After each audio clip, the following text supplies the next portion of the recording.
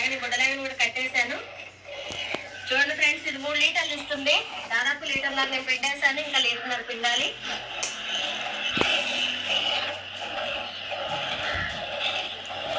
మీ ఇళ్ళల్లో కూడా గేదెలుంటే పాలు పిండే వాళ్ళు అయితే కామెంట్స్ పెట్టండి ఫ్రెండ్స్. ఇలా పింటే భలే కనిపిస్తుంది కదా, పాల గిన్నె నిండుతుంటే చాలా హ్యాపీగా అనిపిస్తుంది. పాలు తక్కువ వచ్చినాయి అనుకోండి, కొంచెం బాధగా ఉంటది.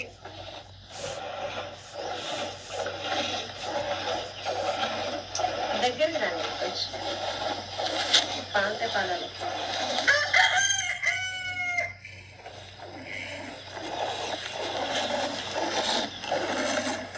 చూడండి ఫ్రెండ్స్, ఇంకో రొమ్ము పిండాలి.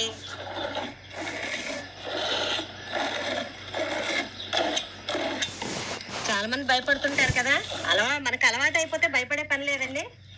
చక్కగా ఇస్తాయి కదలకుండా. ఇదిగో చూడండి, ఇది ఒక్క రొమ్ము ఉంది పిండడానికి.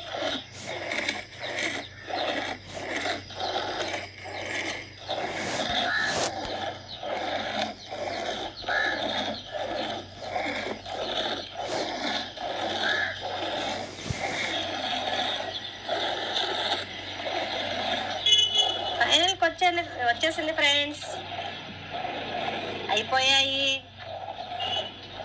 దానికి వదిలిపెట్టిన రొమ్ము మాత్రం ముట్టుకోలేదు ఫ్రెండ్స్, దానికి కూడా ఆకలి అవుతుంది కదా, పొద్దంతా ఉండాలి. అందుకనే 3 రొమ్ముల వరకే పిండుతున్నాను.